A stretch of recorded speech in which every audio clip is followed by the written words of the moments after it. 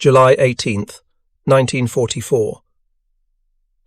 Saipan, Mariana Islands. The tropical sun had barely crested the eastern horizon, but already the air shimmered at 32 degrees Celsius. Marine Sergeant Thomas J. Brennan wiped the soot from his face as he approached the knocked-out Japanese tank that sat silent at the edge of a destroyed sugarcane field. The smell of burned diesel and metal still hung in the air. This was his fourth day on Saipan, but his first chance to examine what intelligence called Japan's primary battle tank up close without someone shooting at him. Brennan was no stranger to combat, but he was also no tank expert. At 27, he'd spent 18 months in the Pacific, from Tarawa to Kwajalein, watching Marines die trying to neutralize Japanese strongpoints. But this morning, his battalion commander had given him a specific task: document everything about this captured Type 97 Chiha medium tank, every dimension, every component, every design choice. Division intelligence wanted to understand exactly what they were facing. The tank sat motionless, turret traversed to the left, its 47mm gun elevated slightly as if still searching for targets. 2 days earlier, during the massive Japanese counterattack on the night of June 16th, this tank had been part of the largest armoured assault Japan would mount in the entire Pacific campaign. 44 tanks, mostly Chihas and Hagos, had charged directly into Marine positions, supported by infantry clinging to the engine decks. It had been a slaughter. Marine tank destroyers, Sherman tanks, 37mm anti-tank guns, and bazookas had methodically destroyed the Japanese armour in less than 2 hours. This particular Chiha had been hit 3 times, once in the turret side, twice in the hull. It hadn't burned, which made it valuable for examination. Brennan climbed onto the rear engine deck, his boots clanging on the thin metal. The first thing that struck him was how light everything felt. The metal panels bent slightly under his weight. He'd been around American Shermans enough to know that a tank's armour should feel solid, substantial. This felt like sheet metal, the kind you'd use for a warehouse roof, not armour plate designed to stop anti-tank rounds. He opened the engine compartment hatch. The Mitsubishi diesel engine sat exposed, components surprisingly accessible for maintenance. The air-cooled design made sense for the tropics: no radiator to puncture, no coolant to leak, but the entire engine bay was cramped, barely organised. Brennan made notes. 170 horsepower. The Sherman had over 400. Moving forward to the turret, he found the main hatch partially open. Inside, the fighting compartment was incredibly tight. Brennan was not a large man, 5'9", 160 pounds, and even he had to contort himself to squeeze through the hatch. Once inside, the reality of Japanese tank design became immediately clear. The turret interior could barely accommodate 2 men. The gunner sat to the left of the gun, the commander to the right, but they were pressed together, knees touching, shoulders overlapping. The gun itself dominated the space, its breech mechanism filling most of the available volume. Brennan examined the armour from inside. He pulled out his measuring tape, a simple tool that would reveal the most critical truth about this tank. The turret front, where the gun mantlet was mounted, approximately 33mm thick, just over 1¼ inches. The turret sides, 25mm, slightly less than 1 inch. The hull front, 25mm. The hull sides, 20mm, 3/4 inch. For comparison, Brennan had stood next to a knocked-out Sherman the previous day. Its frontal armour was 51mm thick, sloped at 56 degrees, giving an effective thickness of over 90mm. Its side armour was 38mm. The Sherman had nearly twice the armour protection of the Chiha, and that Sherman was considered only adequately armoured against German guns. Against Japanese weapons, it was nearly invulnerable. The gun was next.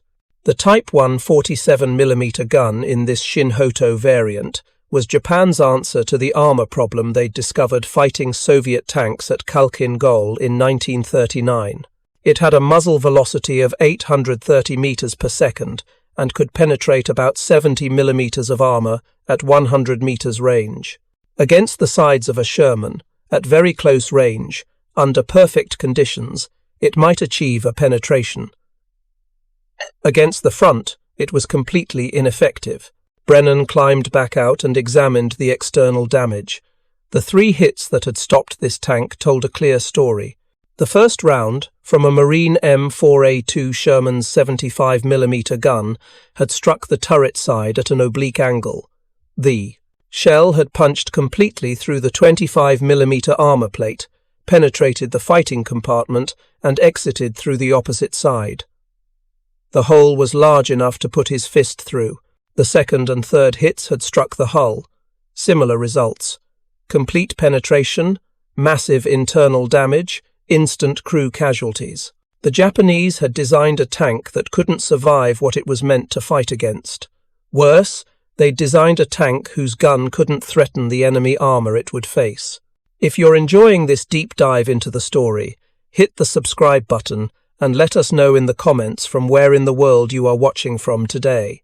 The story of this fatal mismatch began not in 1944 on Saipan, but in Tokyo in 1936. The Imperial Japanese Army's Technical Bureau issued specifications for a new medium tank to replace the aging Type 89 Chiha. The requirements seemed straightforward. A tank capable of supporting infantry across the vast expanses of China and Manchuria. It needed to be fast enough to keep pace with motorized infantry, reliable enough for extended operations, and armed with a gun capable of destroying machine gun nests and fortifications. What the specifications didn't require was heavy armor or a powerful anti-tank gun. This wasn't an oversight. It was deliberate doctrine. Japanese military planners in 1936 didn't envision their tanks fighting other tanks. They envisioned tanks as mobile artillery, supporting infantry attacks against entrenched positions. The enemy would be Chinese forces with limited armor, or fortified positions that needed direct fire support. Mitsubishi Heavy Industries received the contract. The lead designer, Tomio Hara, immediately confronted the same fundamental challenge that would define all Japanese tank development: weight versus mobility versus protection. Japan's industrial capacity in 1936 was a fraction of America's, or Germany's. Japanese factories couldn't produce the massive forging presses needed for thick armor plates. Japanese metallurgy couldn't match the quality of American or German armor steel. Japanese engines couldn't generate the horsepower needed to move heavy tanks at acceptable speeds. Hara made a calculated decision: maximize mobility and reliability, minimize weight and production complexity, accept minimal armor protection as the price for achieving the other requirements. The prototype Chiha weighed just over 14 tons. For comparison, the American M3 Stuart light tank, which would eventually fight against Chihas in the Pacific, weighed over 12 tons but had better armor protection. The M4 Sherman weighed 33 tons with substantially more armor and a more powerful gun. The Chiha's armor scheme reflected this priority. 25mm on the front was sufficient to stop rifle-caliber machine gun fire and shell splinters. Against dedicated, anti-tank weapons, 37mm or larger guns, it provided almost no protection. But in 1937, when the Chiha entered production, Japanese planners believed this was acceptable. Chinese forces lacked modern anti-tank guns. The Chiha would primarily face small arms and light artillery. The Type 97 57mm main gun was essentially the same weapon used on the Type 89 tank from 1929. It was a low-velocity infantry support gun, designed to fire high-explosive shells at bunkers and trench lines. Its anti-tank performance was poor, but that didn't matter because the tank wasn't designed to fight other tanks. Early combat in China from 1937 through 1939 seemed to validate these choices. Chiha tanks performed well supporting infantry attacks against Chinese fortifications. Their mobility was excellent. Their reliability in harsh conditions exceeded expectations. The diesel engine proved remarkably sturdy. Maintenance was straightforward. Production ramped up smoothly. By 1939, over 300 Chihas were in service, and Japanese commanders praised the design. Then came Khalkhin Gol in July and August 1939. Japan's Kwantung Army clashed with Soviet forces along the Mongolian-Manchurian border. For the first time, Japanese tank units faced a peer opponent with modern armor. Soviet BT-5 and BT-7 fast tanks mounted 45mm guns with high muzzle velocity. These guns could engage and destroy Chihas from over 1,000 meters range. The Japanese 57mm guns couldn't penetrate Soviet armor at comparable distances. The battle was a disaster for Japanese armor.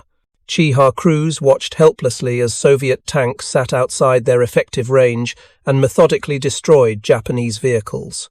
Rounds from Soviet 45mm guns punched through Chiha armor as if it weren't there.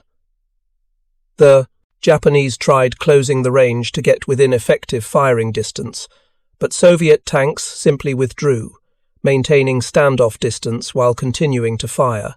One Japanese tank company commander, writing in his after-action report recovered after the war, described the experience with brutal clarity.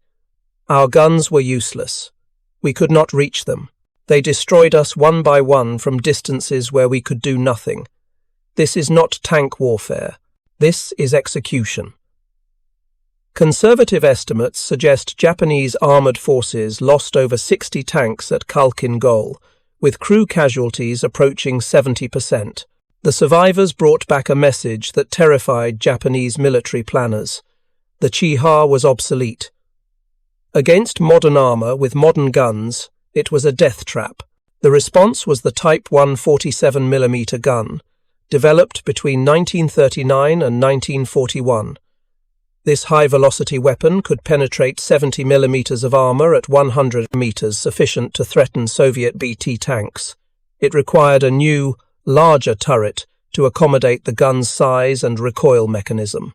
The improved version, designated Type 97 Shinhoto Chiha or Type 97 Kai, entered production in early 1942, but the armor remained the same, 25mm maximum thickness. Japanese industrial capacity simply couldn't produce thicker armor plates in the quantities needed. Even if they could, increasing armor thickness would increase weight, requiring a more powerful engine, which Japanese factories also couldn't produce at scale. The Chiha Kai was still fundamentally the same tank, just with a better gun. December 7th, 1941. Pearl Harbor. The Pacific War began. Japanese forces swept across Southeast Asia and the Pacific Islands with stunning speed. Chiha tanks spearheaded advances through Malaya, Burma, the Philippines, and the Dutch East Indies, against British, American, and Dutch colonial forces that were poorly equipped and completely surprised. The Chiha seemed adequate. In Malaya, Chiha tanks led the Japanese advance down the peninsula. British and Indian defenders had virtually no anti-tank capability. The few antiquated tanks they possessed, armoured cars and light tanks, were no match for even the Chiha's modest firepower. The Japanese tanks' ability to navigate jungle trails that British planners thought impassable proved decisive. The Chiha's low weight and reliable engine allowed it to operate where heavier tanks would have bogged down. In the Philippines, during December 1941 and January 1942, Chiha tanks from the 4th Tank Regiment supported the rapid Japanese conquest. American and Filipino forces had some M3 Stuart light tanks, but these were quickly overwhelmed by combined arms attacks. The Stuart's 37mm guns could penetrate Chiha armor, but American tank crews were inexperienced. poorly coordinated with infantry support. Japanese tank crews, veterans of the China campaigns, fought with skill and determination. For 6 months, the Chiha seemed successful. Japanese propaganda emphasized the tank's mobility and the skill of its crews. Training manuals praised the design's reliability and ease of maintenance. Tank crews developed pride in their vehicles, giving them names, decorating them with unit insignias and victory markings. Then came Guadalcanal, October 23, 1942, Matanikau River, Guadalcanal.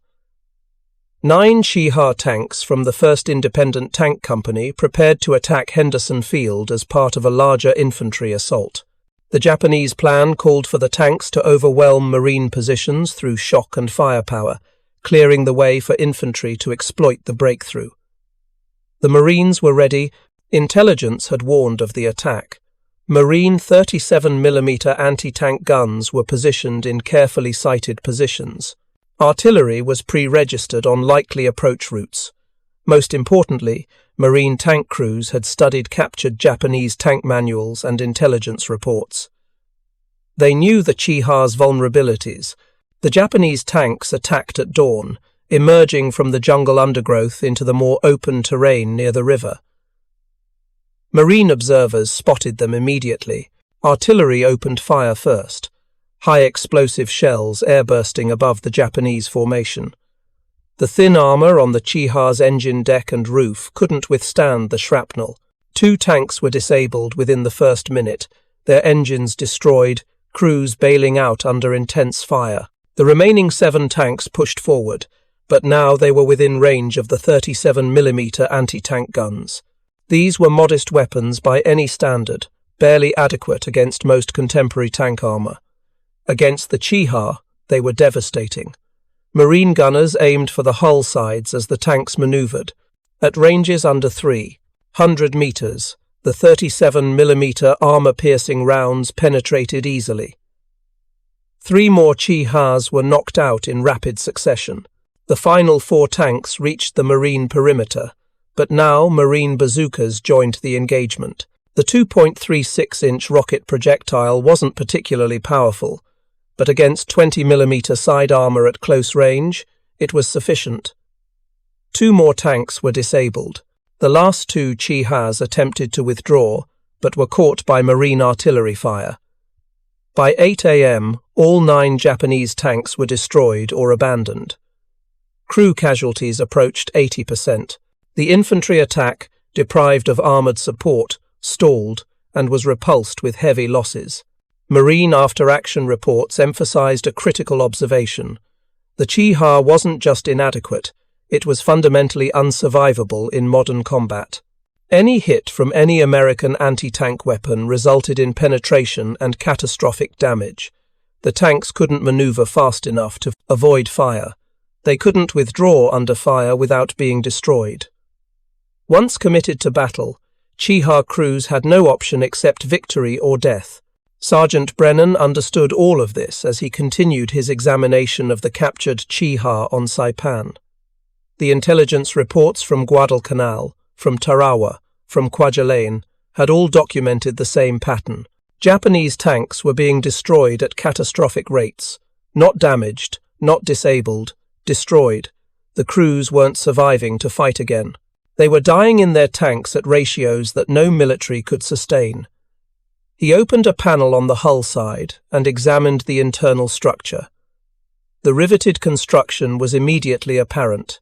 Small rivets held the armour plates together, thousands of them running along every seam. When a shell struck the hull, the shock would pop these rivets loose, sending them ricocheting around the interior like bullets.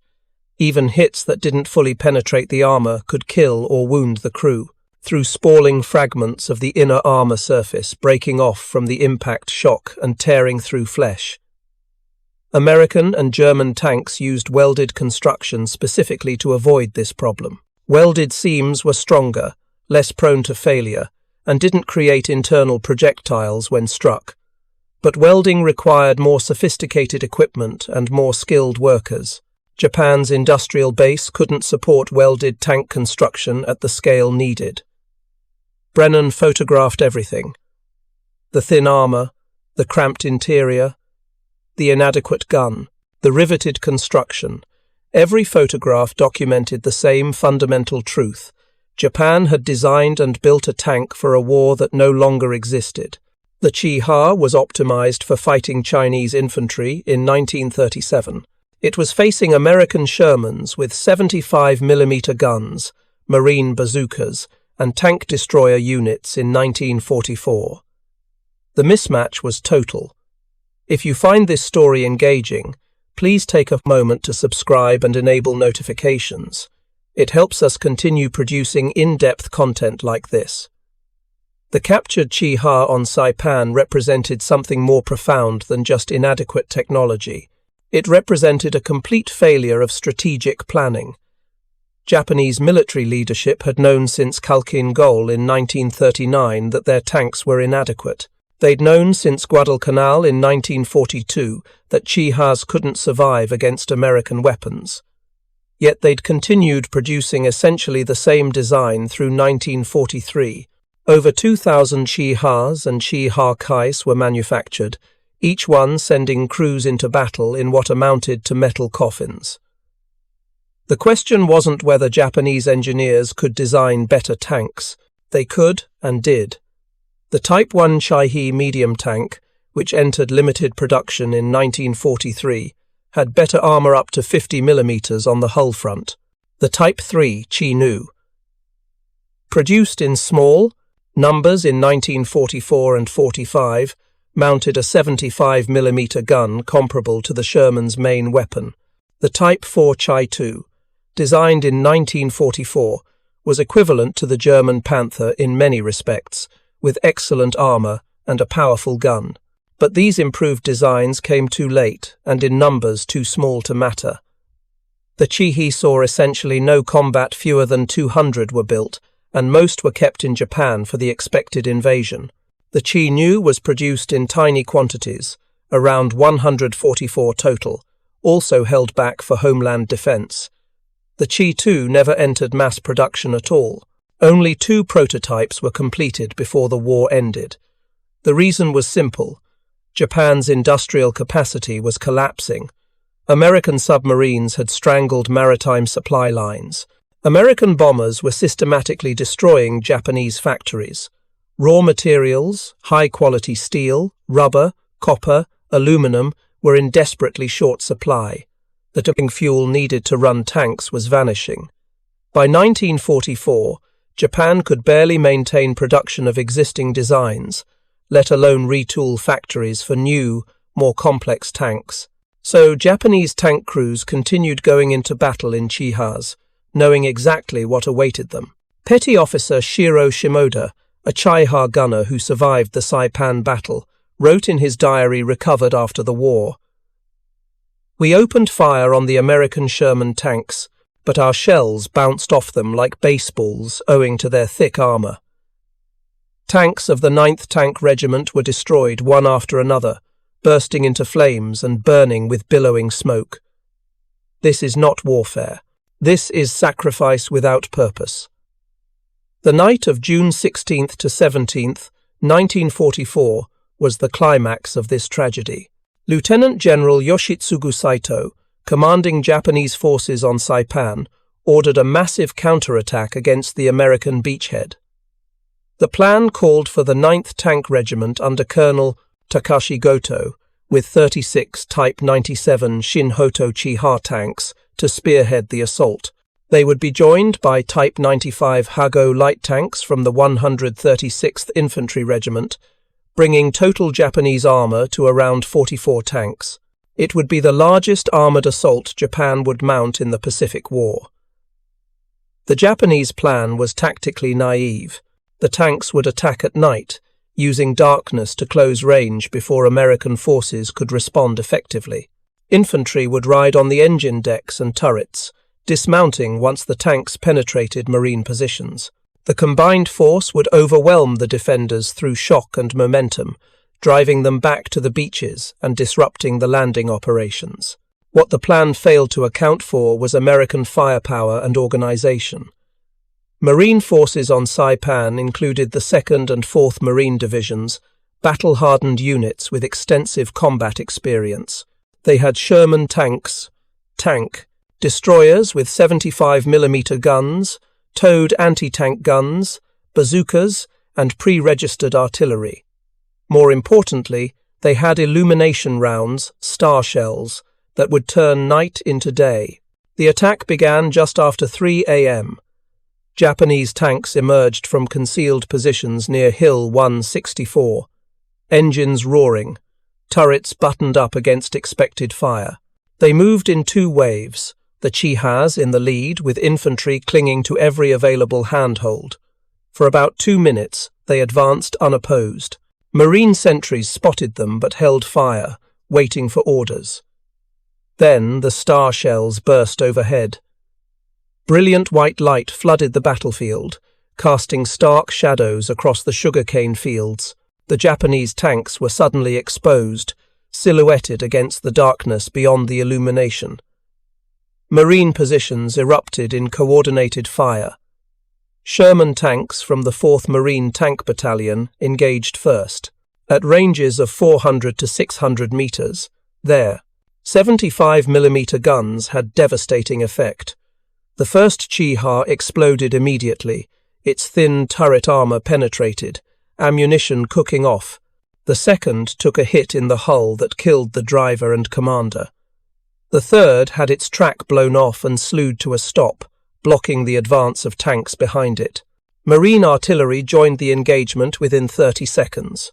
High-explosive shells airburst above the Japanese formation, shrapnel tearing into the infantry riding on the tanks and punching through the thin roof armor of the vehicles.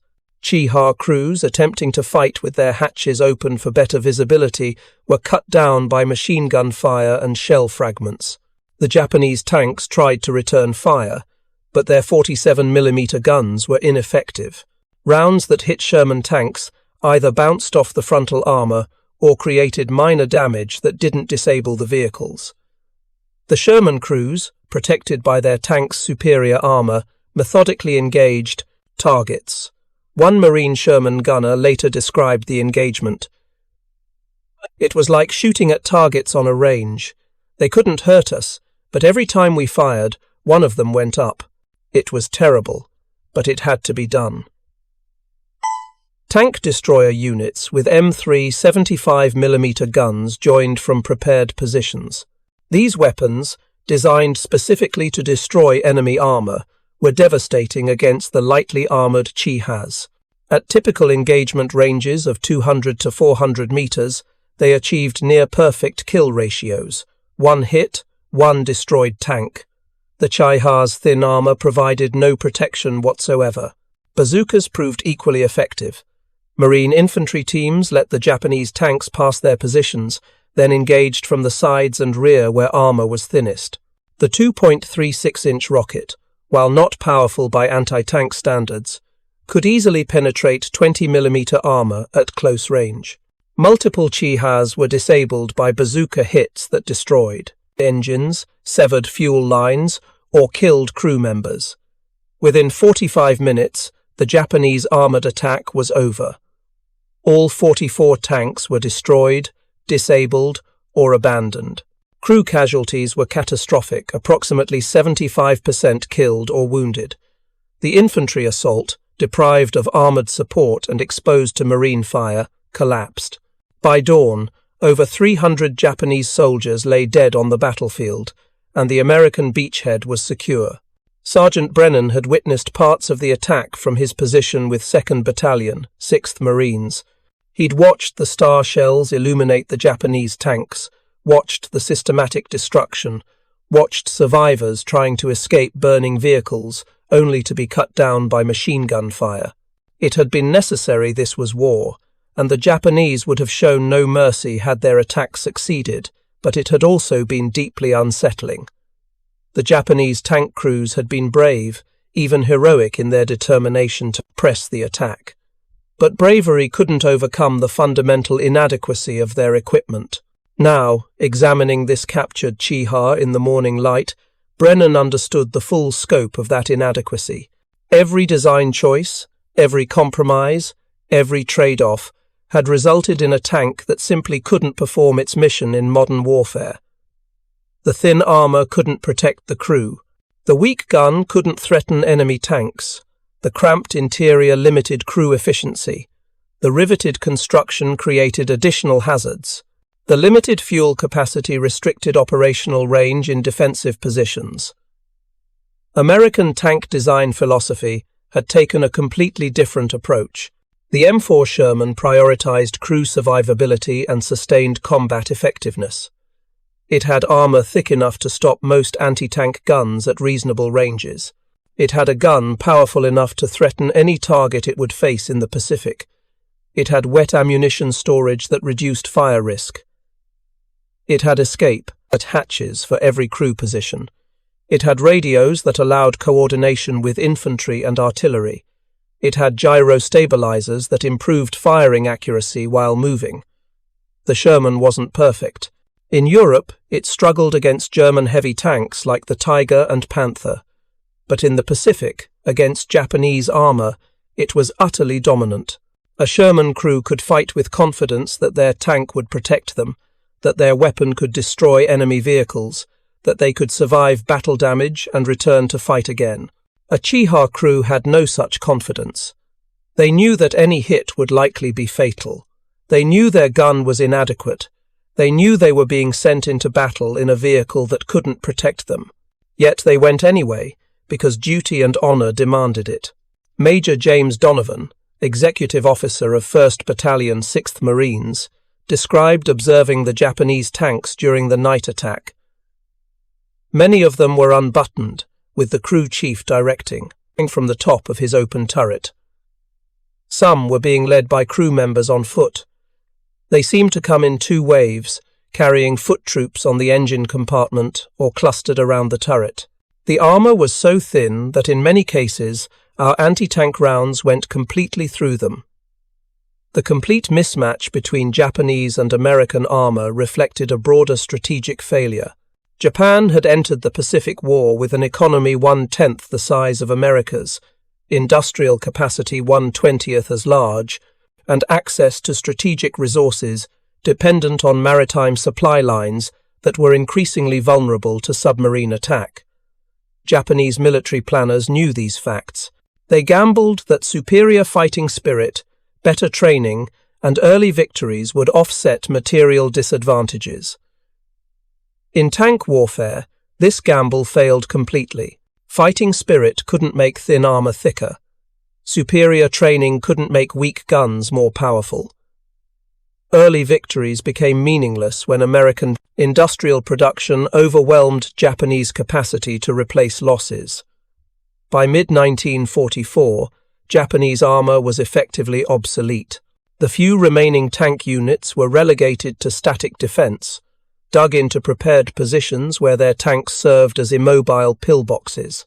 Mobile armored warfare, the kind of operations German panzers and American tank battalions conducted in Europe, was impossible for Japanese forces. They lacked the tanks, the fuel, the logistics, and increasingly, the trained crews. The examination of the captured Chiha on Saipan produced a detailed technical report that circulated through Marine and Army intelligence channels. The report's conclusion was succinct. The Type 97 medium tank is obsolete by all contemporary standards. Its armor protection is inadequate, its firepower is insufficient, and its overall combat effectiveness against American forces is negligible. Japanese tank crews operating these vehicles face near certain destruction in any engagement with American armor or anti-tank weapons. Sergeant Brennan's photographs and measurements contributed to this assessment. His documentation showed exactly how Japanese tank design had prioritized the wrong characteristics for the war they were actually fighting. Mobility and reliability. The Chiha's strengths mattered little when the tank couldn't survive long enough to utilize them. The diesel engine's fuel efficiency was irrelevant when a single hit destroyed the tank.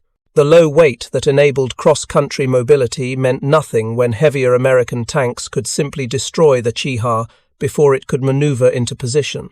The captured tank remained on Saipan for several weeks, while technical teams conducted additional tests. They fired American weapons at it to document penetration characteristics. They measured armor thickness at multiple points to verify specifications. They examined the engine to understand Japanese mechanical engineering. They studied the optical sights to assess gunnery capability. Every test confirmed the same conclusion. This was a tank designed for a different war.